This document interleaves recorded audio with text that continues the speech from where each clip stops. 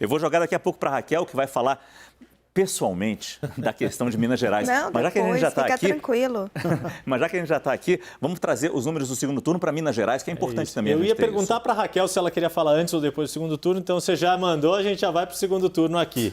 Vamos lá que o Cláudio Cordeiro está com a tela pronta aqui para a gente mostrar. O segundo turno, o Datafolha conseguiu pegar esse amplo favoritismo de Zema, mas se fez a simulação de segundo turno. E aí Romeu Zema também variou dentro da margem de erro de 56% para 59%, mas mantém essa ascendência. E Alexandre Calil está estável também de 33% para 31%, mas se a gente somar, ver os dois aí, tem uma leve aberturinha da distância entre eles. Brancos e nulos foram de 7 para 6, está tudo praticamente igual, e não sabe, 3 para 4 também tudo igual. Ou seja, já é favorito no primeiro turno, caso eventualmente aconteça no segundo turno, parece muito claro essa vantagem. Vamos lá para a Raquel Landim. Porque é interessante, né, Raquel? E ter essa sua visão é interessante, porque, como bem disse Yuri, a ideia de Zema é escapar com toda a força de uma proximidade com Jair Bolsonaro.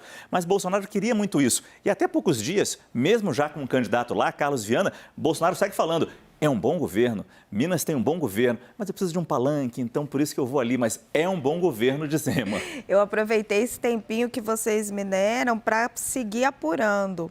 Olha, a estratégia do Romeu Zema é apostar nesse seu brilho próprio. Por quê? Porque as pesquisas mostram que 40% do voto do Lula vai para Zema. Então, 40% daqueles eleitores que estão votando em Lula preferem Romeu Zema. O Lula não está conseguindo transferir esse voto para o Calil. É uma eleição em que o eleitor mineiro está separando muito bem a realidade local da realidade nacional, diferente do que acontece aqui em São Paulo, por exemplo. E isso é muito ruim para Bolsonaro, porque ele precisava de um palanque forte ali. Quando o Zema se associa a Bolsonaro nas pesquisas internas do Novo, ele perde voto. Então, ele fez só uma declaração dizendo que no PT ele não vota, que é... Num possível segundo turno. Num possível segundo turno, que teoricamente poderia afastar um pouco o voto de Lula, né, do eleitor petista, mas não afastou.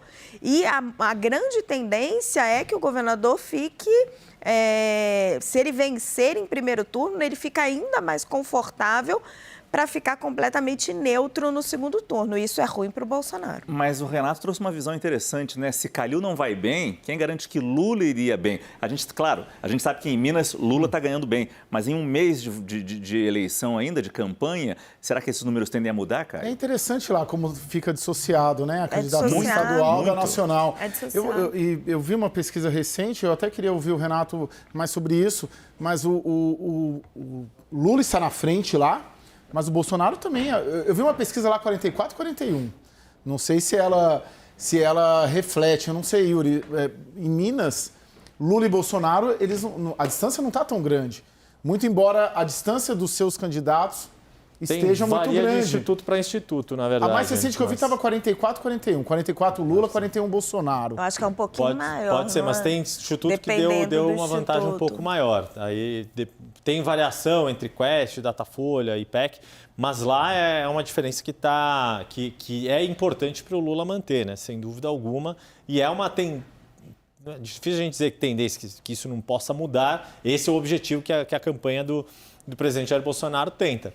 Mas pelo que a gente tem acompanhado ali de relatos de quem está ali acompanhando o dia a dia de Minas, ainda tem uma vantagem de Lula não só na grande BH, mas em várias outras regiões, ou na região mais norte ali, que é a região próxima ali do Nordeste, que acaba refletindo o comportamento do eleitor nordestino, mas mesmo na parte sul do estado de Minas tem um bom eleitorado para Lula. Essa é uma missão interessante para amanhã, a gente fazer o paralelo de como essas pesquisas locais estão se refletindo a nível nacional e como esses candidatos nacionais estão se desempenhando nesses estados. Essa pesquisa de Minas, que o Yuri trouxe os números, foi registrada e protocolada na Justiça Eleitoral. Foram ouvidas 1.212 pessoas entre os dias 30 de agosto e 1º de setembro em 62 municípios mineiros. A margem de erro é de 3 pontos percentuais, o Yuri destacou isso, um pouco maior do que a de São Paulo, que era de 2 para mais ou para menos. E o nível de confiança da pesquisa é de 95%.